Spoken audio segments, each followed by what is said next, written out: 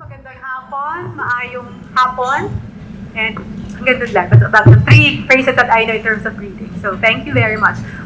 Before we start, I also want to acknowledge actually Michelle Rubio, CHRO of Union Bank. She was supposed to join us for the panel today, but due to health reasons, she's not able to join us. Nonetheless, she sends her warmest regards and wishes us for an insightful conversation today. All right.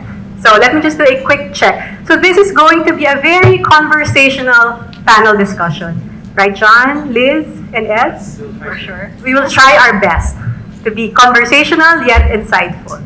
Okay, so a couple of thoughts when Tony was sharing Insights report as well as her personal stories. And I want to start the panel discussion on a lighter and personal note. And I'm trying to build my social media quotient and try to do some hashtags. Okay. So in Tony's presentation, she mentioned a lot of transition and changes, particularly in the past 2 years.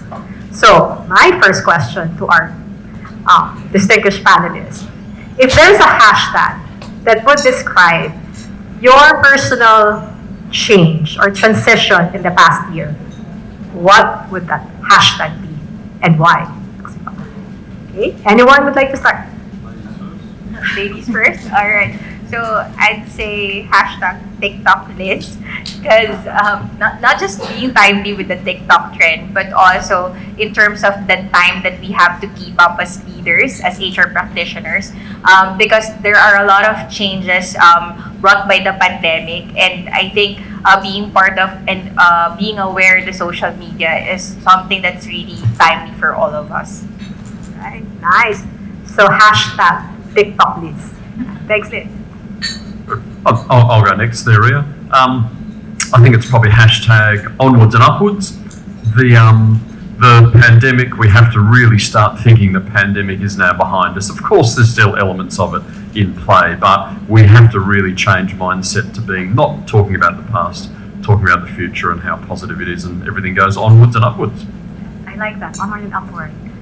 Yeah, I'll try to be to sound a little bit millennial. No? No, I think during pandemic and during all those disasters that we have encountered, what I would always hear from everyone is, two things, right? One is hashtag carry lang, right? And then the other one is hashtag laban lang, right? So that's what I've been hearing from everyone. Wherever I go to our sites in Cebu, in Manila, with all the things that we're experiencing, and you will see everyone still smiling and saying, laban lang.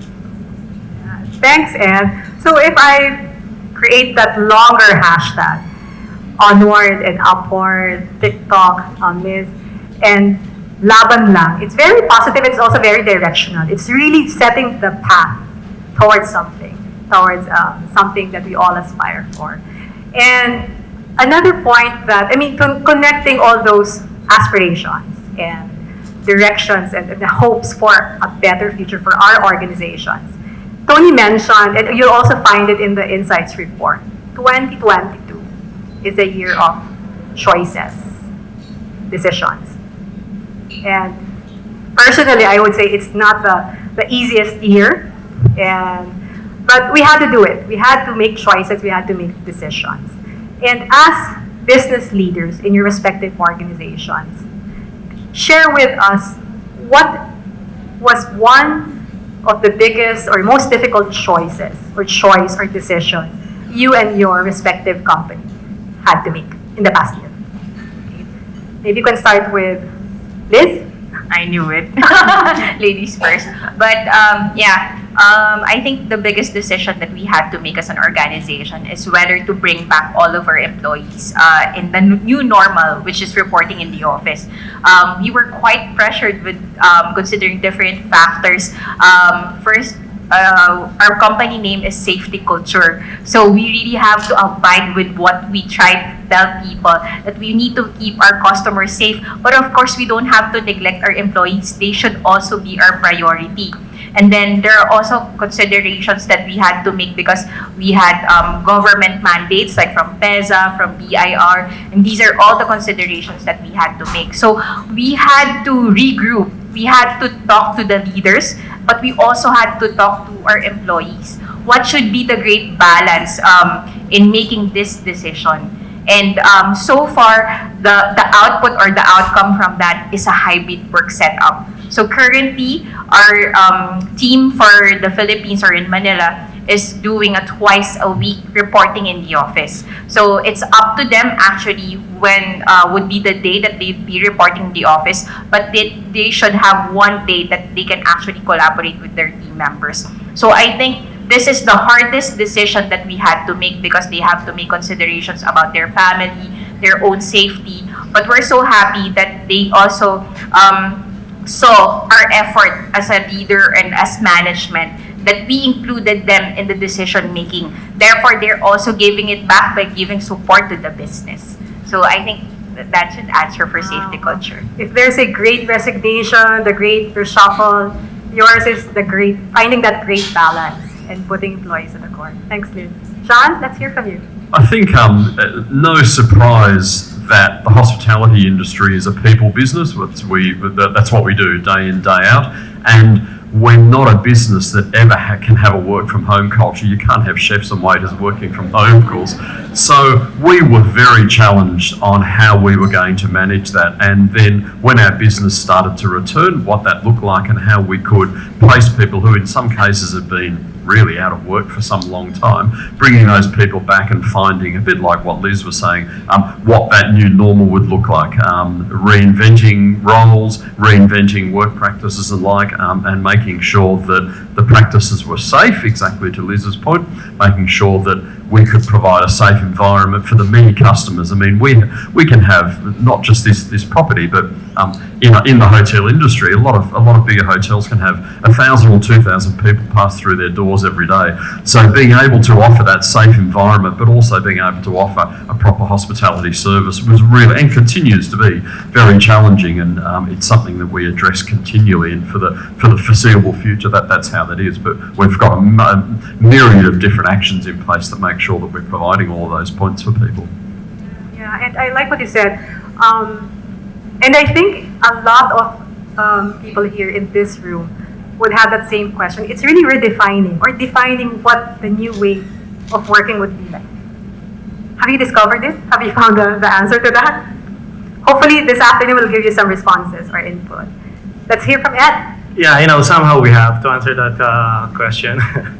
So, we've seen that adapting to, of course, the new realities and the demands or the needs of our employees has not been really easy, right? But, thank you to our leadership teams and everyone else in the organization who really kept challenging the organization about our new way of working and our new way of thinking. So we pride ourselves with our culture, but we knew we had to, we have to evolve because of everything that's going on. So it was really a deliberate choice for us to, to really focus on fostering engagement through our new way of working and our commitment to, flexibility and choice for all our employees. We also made a deliberate choice of making sure that we looked at the best practices and best in class compensation and benefit package for our employees and their families.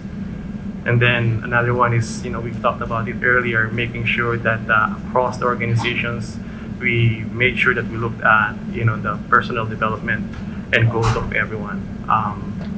Specific to the last one, during these times we've seen that this is all new to us, right? So we don't have a playbook for this and all that, and we just have to make sure that we have to keep adapting to to what's needed and making sure that we get to take care of all our employees in those three aspects. And that's very interesting. And I like what you mentioned. I'll build on across the organization. And Synchrony is 3,000 plus and continues to grow. So maybe I'll build on your comment and ask you the next question yet. deliberate choices. I keep on hearing deliberate. It's very strong, but it's also very difficult, I would assume. So thinking about all these deliberate choices that we had to make as an organization and looking at the experience, getting everyone involved, getting everyone's input, what would be looking at it now, what's the impact of those decisions or choices that you made when it comes to building a stronger culture for Synchrony? Yeah, so thank you for that. So you've mentioned about 3,000 employees who are here, or almost 4,000 employees who are here in the Philippines. But when we talked about Synchrony and looking at all these choices and decisions, this actually cuts across the organization of 17,000 people globally, right? So it has to be something that's uniform and something that's applicable to all. So whatever we're applying here in the Philippines or applying in the States, it's basically the same thing that we're applying here. To answer the question, so basically the impact is just it made all our it made us to act faster. It made us more agile. I mean, for 17,000 strong company, you know how it is like before, right? It takes a year to come up with a plan and execute them. It takes months and weeks to come up with a decision, right? Even with a great place to work like us for quite some time. But during the pandemic, we've seen that we can actually work faster. We're making decisions like that in 2-3 meetings, right? We've seen how important and how strong, how important it is to really connect more with our employees, get their insights, get their inputs. We have, discussions across organizations, again, from our CEO to everyone else, getting all those insights, making sure that whatever decision we make as an organization is actually, impactful, not just to the business, but to the lives of all our employees. Wow. Are you taking down notes? I need to take down notes. So it sounds like this deliberate choice to do all these efforts, particularly to scale it, and to scale it with consistency is not a walk in the park. I would, yeah. But you say that with a smile now. Pero, wow, ang hirap ng pinagdaanan namin, Rhea. But you are here now, and the recognition of being one of the best workplaces, I think, seals that kind of culture. So let me ask this next question in terms of all these choices and decisions. And it seems that there is an emerging or core strength that the way that I hear your stories is actually helping your organizations, Hilton Manila, Safety Culture, Synchrony, to really be able to make that decision and execute it. So what would you consider that strength as an organization that helps you? Let me start with John.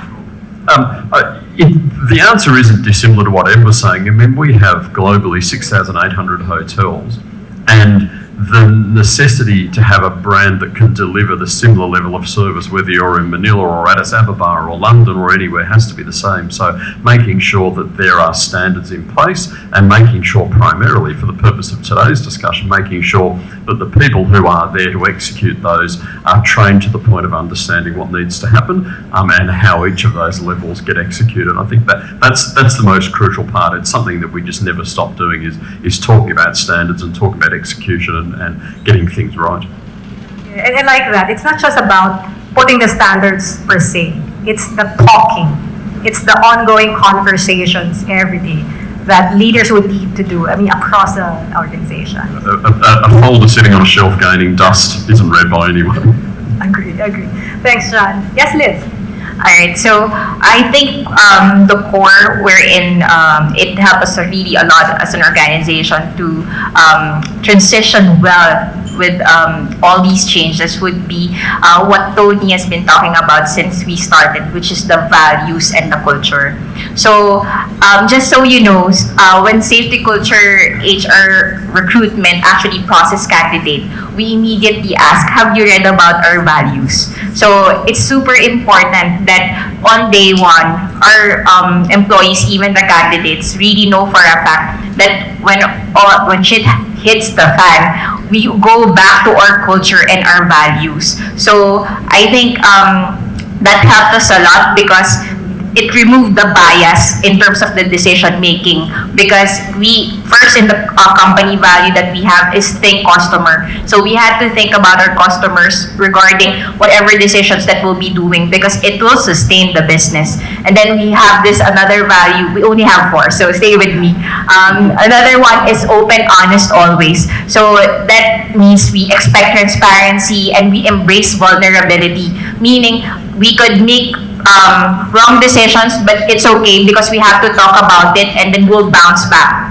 And then we have better as a team. So we don't care who gets the credit as long as we are able to learn and win during the process. Then that's what's important. So it removes the personal interest in the decision-making process. And lastly, be bold, bring action. Whatever action or decision that we'll be doing, it has to sustain the business. It should be moving forward or progressing us as an organization, and not just an individual, not just the management, but all of us. So the for all culture is also very, very important. Yeah, awesome. Thanks, Liz.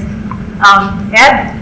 Yeah, so I think somehow similar to what Lisa's mentioned, right? So, but I'll discuss I'll try to discuss two things, right? So one is, when you enter Synchrony and you talk to anyone, or when you talk to anybody, everyone will be saying that Synchrony genuinely cares for everyone. And again, I've been in the industry or with so many companies for quite some time, and I've never seen the kind of care that Synchrony does to its employees. As in, like, to use some metaphors, like, as in we give everything just to make sure we get to support them and their families. We get to help them with their safety and all, right? And we want to make sure that when they go home, they would always get to talk to everyone and say they feel good about the company and that they work for a really good company. One thing that we've worked on also is that mantra or theme of one Synchrony. We've done a lot of evolution during this crisis to make sure that we align and strengthen that one Synchrony team for us, up to the point that we've even changed our performance management system. Now our performance management system is basically one score for everyone. So we don't discuss anymore about whether you're getting ABC level, what everyone gets. That's going to be for everyone, just to make sure that everyone is aligned with a goal for our customers, for our partners, and of course, to all the stakeholders of the organization. Yeah, thanks, Ed. I see, John, you're nodding. You wanted to add or build on that? I think the new way of doing things like performance management is so important, because in the old days, exactly, it was often rated 1 through to 5. And wherever you sat in there often indicated how long you were going to be there. But nowadays, I think we've become much more friendly employers, and we can talk more about development of people rather than either they're in or they're not. Yeah, that's true. I just want to add about that, right? So, and that actually gives us a lot more time and work on conversations with our employees, right? So we have to make sure we're talking to our employees every time and say, hey, what, we got to perform, otherwise we're going to get our bonus next week, or we're not going to get, we're going to hit our target. We're past the stage of, having the discussions only during mid-year or at the end of the year. So right now we focus more on, regular conversations to make sure that we hit our goals on a regular basis. Right. Thanks for the additional input, Ed. And you mentioned, different stages as we transition into defining and looking at what is exactly this new way of working. We've done a lot of initiatives. And while the title of our event is We Are Bound for Recovery, but we're not free from humps or bumps or challenges, especially for growing organizations, like in our smaller category. The aspiration is really to grow the business as an organization, not just the headcount, but even the people, we want them to grow. And it's quite impressive because safety culture topped all these growing organizations in a small category. But so Liz, share with us, what do you see as possible humps and bumps moving forward for safety culture? That's a very good question, actually, Rhea. So, as a growing business and someone or a management that is combined with different cultures, it's super important that we actually understand what would be the direction. Everyone has the same understanding what particular direction that the business is going to or gearing to.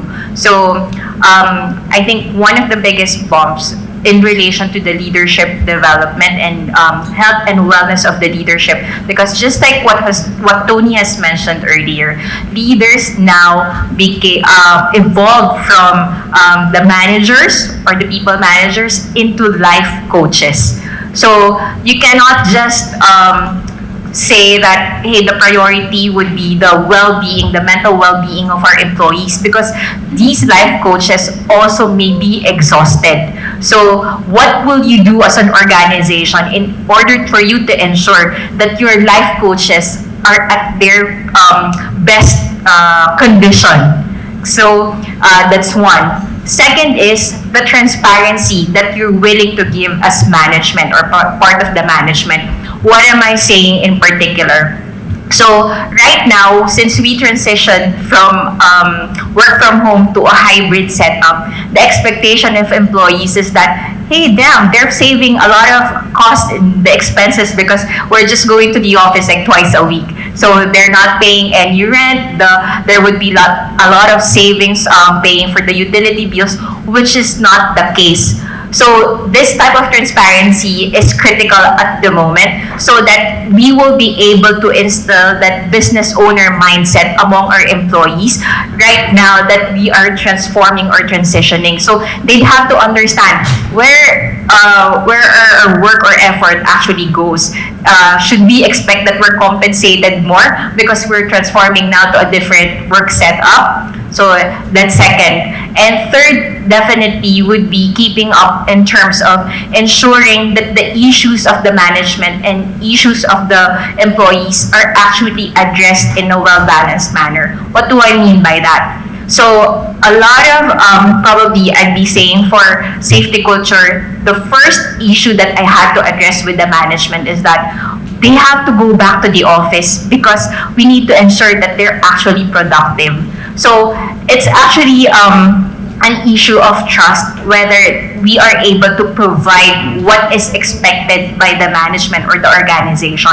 So as HR practitioners, we have to see where the productivity should be reflected and in an objective and fair manner so that we'll be able to ease whatever the management is feeling so that we can allow further our employees to work from home or in a hybrid setup. Now, going to the employees' issues, hey, we have to be safe, we have to consider our families, but are they able to support properly or appropriately our customers? So that would be a discussion between their managers and the employees so that they'd be able to appease that concern as well. So as we go through that transition in terms of the pandemic and post-pandemic now, it's really critical to have that effective communication and that your leaders are there to listen and understand, not just listen and respond. So I think those are the things that we have to address as we go through this transformation.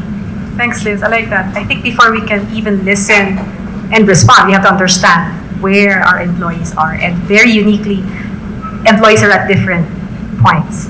All right. So I have one more. I have time for one more question before I open the floor to the audience. Okay. Yes. Thank you. Okay. So maybe my final question would be, as we focus our lens on something forward-looking in future, what are the priorities of Synchrony, Safety Culture, and Hilton Manila moving forward? Let's start with Sean. Sure. The key for us, I've said it before, and I think we're all saying the same thing, is all about getting the people right, making sure we have the right people in the right place, making sure they're skilled to the right level. The hospitality industry has been particularly challenged with resources worldwide. In this country, not so much, but some other countries, there's a real shortage of hospitality workers. So we as a company have really changed our tune, and we have a mantra now that we're calling "Grow Your Own Timber." And growing your own timber is all about just identifying people in the organisation who may not necessarily have been somebody who you would put on a career path in the past, get them engaged, get them into a career path and grow them into the roles you want, rather than just trying to constantly fix this churn, work with the people we have and grow them from there. And that means about giving them the skills, the tools, the training and everything that comes with that. I like that. Growing your own timber will build you a solid leadership bench. That's it, Right. like it. There we go. I might take that. Feel free to do so. Yes, Liz.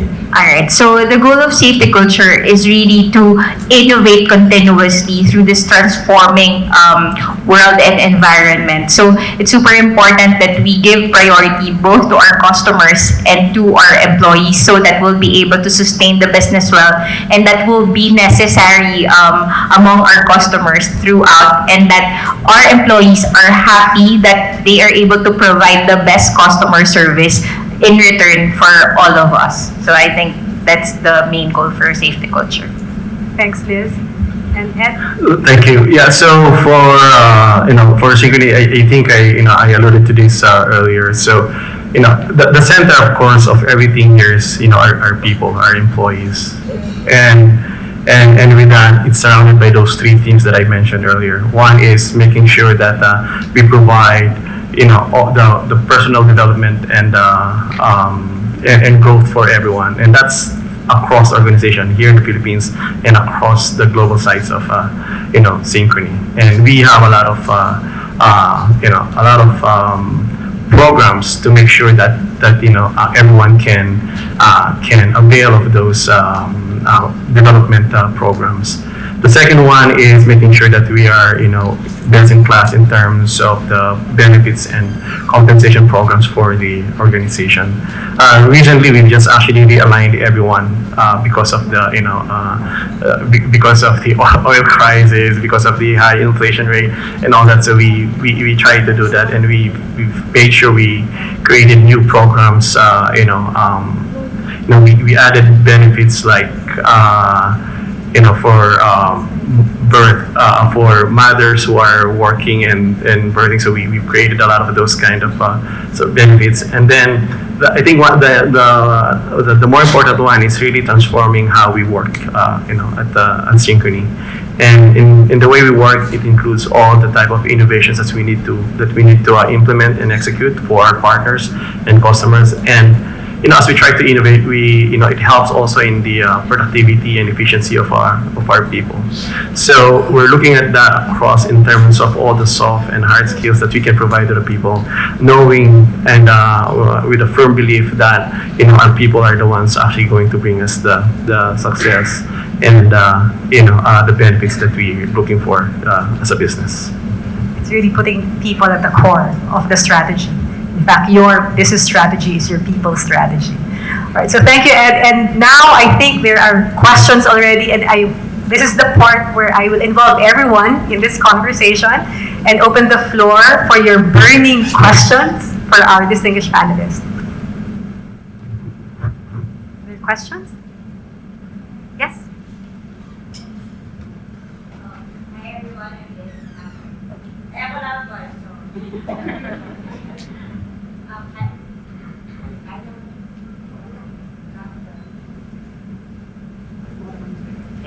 Okay, there you go. Hi everyone, I'm Lynn. I'm from Alaska Milk Corporation.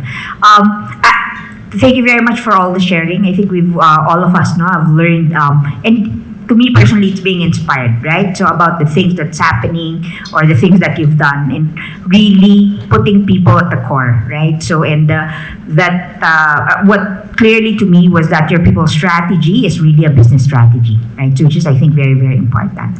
My question is, especially with the pandemic, no, not all businesses may have flourished similar to some of you have, right? Or maybe Hilton was a little different, also given that the business was challenged, right? So I think the big question in most is that how can we still make sure that that people strategy is at the core? What is that balancing act that needs to be done? Because business is challenged and it's a question of affordability. Can I afford to give this? Can I afford to focus on people? But also at the same time, we need to make sure that we have business sustainability. So what is that sweet spot? Or is that something, if you have any insights regarding that as well, right? So. Thanks, Lynn. And anyone is welcome to share. I'm happy to just to add a few points there. I guess you said, can we afford it? The quick and easy answer to that is you can't afford not to, especially in businesses that are people-focused business, which I think we all are. So there's really an important point to make sure that has to be our principal focus. Your question was also about, do we make sure that remains a fiscal priority? Well, certainly, I think we've all mentioned it, and I'm sure everyone in the room does things differently to how they did it 2 or 3 years ago, and that's just about aligning our business. I mean, the pandemic's done many terrible things to people's business. I think one of the only things that's come out of it as an advantage is that it's really ensured that people have to look back on their businesses. Practices that may have been in place for 5, 10, 20 years have all been under revision, and people, I think, are doing things more smartly. We were talking about the millennials and the Zs and everyone before, making sure that we're really realigning and tapping into that new workforce. And to add, you'd be surprised that with the generation that we're dealing with right now, the culture of transparency and collaboration is actually critical. In terms of setting the expectation of your employees that this is the goal that we have to go to, and these are the milestones that we have to achieve each step. Going through that particular goal is super important, and that they understand how their contribution will impact the business, because it is so surprising, at least for my personal experience, among the employees that we also have fresh graduates, and they really would like to be involved so much so that they can make a difference. So at this point, we must not underestimate the power of collaboration and being together, like what Tony has mentioned.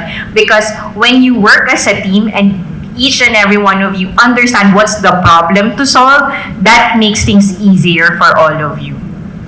Thanks, Liz. Yeah. Yeah, I like the question. So, it's a business question. I'm trying to, I really feel for a lot of businesses who have suffered because of the crisis, the pandemic, and all that. And I can see where the question is coming from. For us though, we don't have any other choice but to take care of the employees. We are a customer service organization, and if we don't take care of our employees and take care of the of our and their families, then we will not have any business. So that's basically what the situation for us. And our employees through our employees we're able to help our partners and customers as well, so we can help them try at least survive the pandemic. And we've done a lot of those services where we had to help our customers as well. And luckily and good thing that they're able to recover, and now we continue the business with them. Thanks, Anne. Thanks, Lynn, for that question. Other questions from the floor?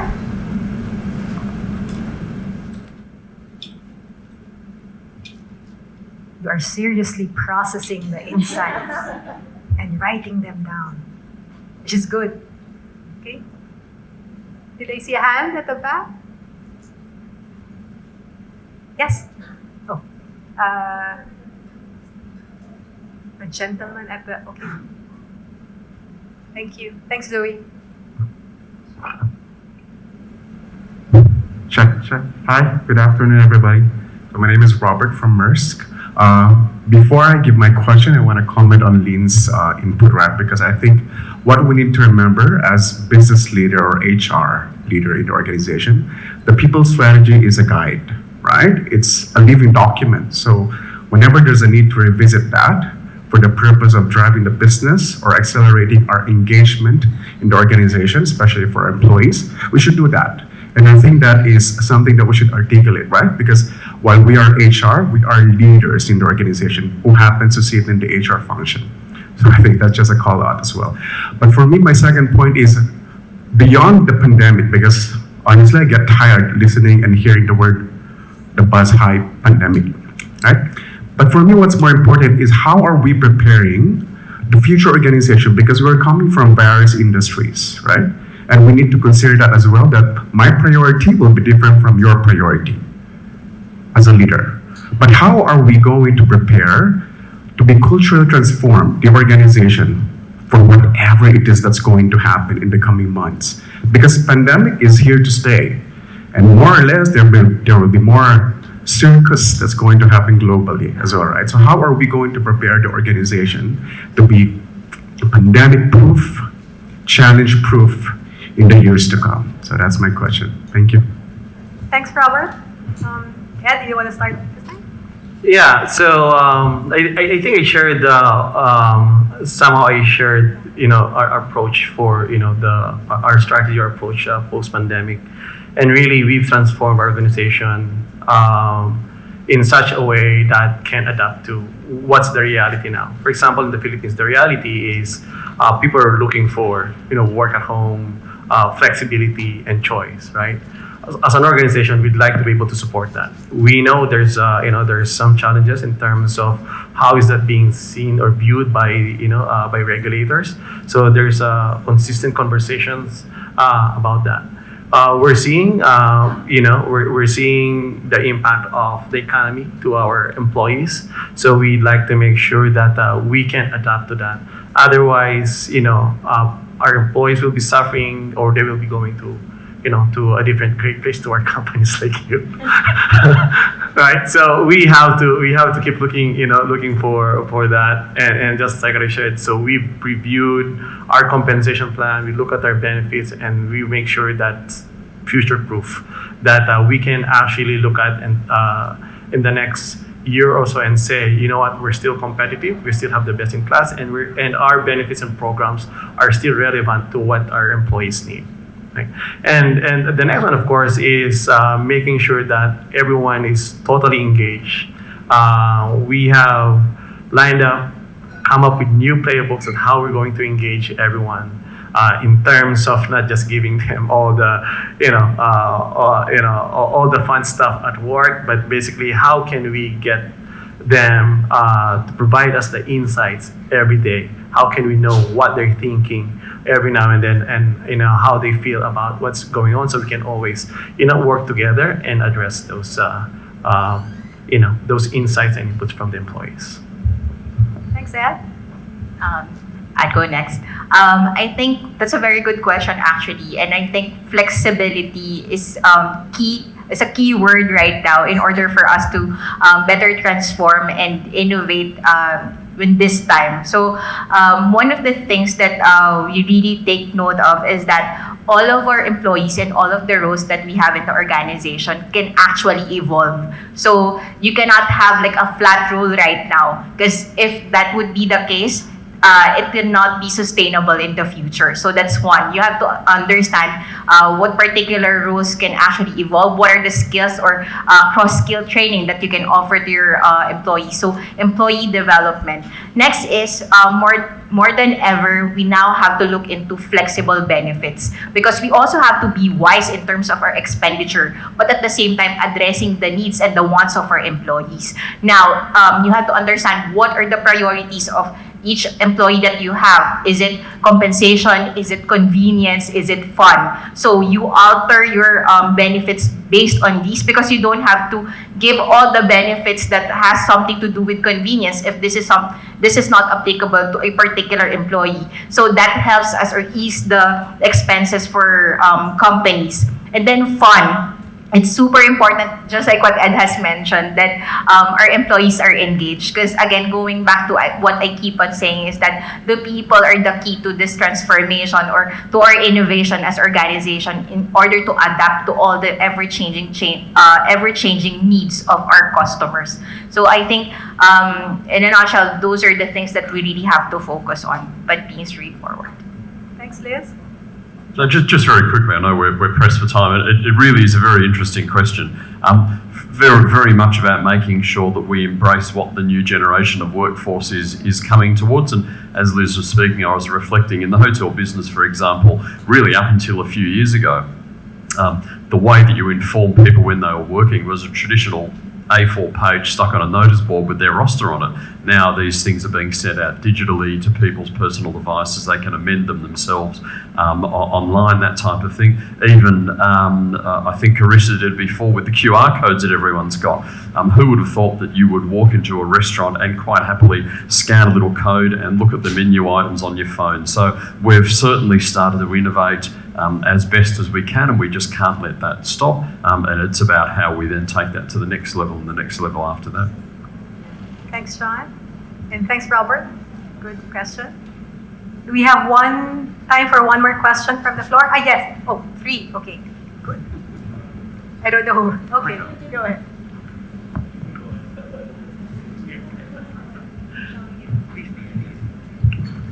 Hi, my name is Andrew from carparts.com. I'm quite interested about the journey of Synchrony in terms of performance management, since you mentioned you went through the traditional and then going to that one rating system.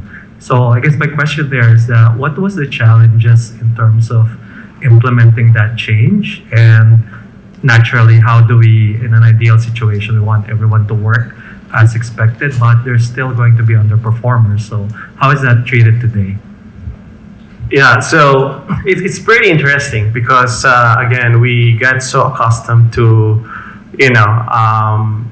looking at, who are the, the top performers and the next, whether they met or did not meet their targets or their goals, right? Just an organization when we embarked on, really focusing on, one Synchrony approach, the management team thought that, if we want to do this, we want to make sure that everyone's gotta be on board to, to that approach. And the old way of, at least for us, the old way of performance management will not work with our new strategy. So we have to, to really work on getting everyone to understand what it means to be part of that one Synchrony model, right? It took a lot of conversations and of course making sure that everyone would understand the the rationale and the logic behind it. There's still of course some conversations about if I'm a top performer, how can I feel and see that I'm actually contributing more than the others, right? So we've tried to come up with a different way of recognizing and awarding those really top performers, right? So we call it the CEO award. So we separated that. So it has been very, the good thing about it is that we thought there will be a lot of joyriders, right? I don't have to work so much. I'm gonna get the same amount. Actually, when we implemented last year, everybody got the same, bonus. Everybody got the same increase and all that because of that. But we have, the select few who were rewarded and recognized because of additional performance, I would say. So far, at least from my team, we're seeing that everyone's excited about really pulling their share and contributing because they don't want to be to be tagged as joyriders or non-contributory to the goal, right? So every conversations that I have with my teams, specifically on in operations, looking at how we progress in terms of productivity and efficiency and all that, you would see everyone's really striving hard, making sure that that they can contribute to that to that overall goal. Thanks, Ed. And okay, I think that was the last question. I do apologize for the two but we still have the panelists after our Q&A, so you can feel free to approach them. So we're good. Okay. My technical director said thumbs up. Okay, so it has been a very insightful discussion, but let me just cap it off in a couple of points. And I was actually inspired by Robert's question. Can you actually pandemic-proof organizations? My personal answer, I don't know. I don't think we can. But I'd rather that crisis or pandemic, we are crisis responsive than being bulletproof or pandemic proof. So that's where I wanted to build on the key points. And to be able to do that, listening from the experiences and stories of Synchrony, safety culture, Hilton Manila, their practices around transparency, new way of conversations, authentic conversations and listening, values and leadership. These are very unique to any organization. But I think hearing their stories is when we discover the strength of these things in our culture, it helps us become stronger and pandemic responsive. But each of us, each of the organizations, different categories, different headcount and sizes, but each one has their own strength. And I think part of that strength, again, is the culture. The culture that is built on values of daily practice. How do we build? How do we become pandemic proof or pandemic responsive? One practice at a time. Let's not try to boil the ocean, I always say in my coaching sessions. One practice at a time, done consistently, can help us build stronger culture that will build stronger businesses moving forward. So with that, I'd like to thank Ed Matulin of Synchrony Financial, Liz Palma, and of course John Lucas of Hilton Manila. Please join me in giving them a warm applause.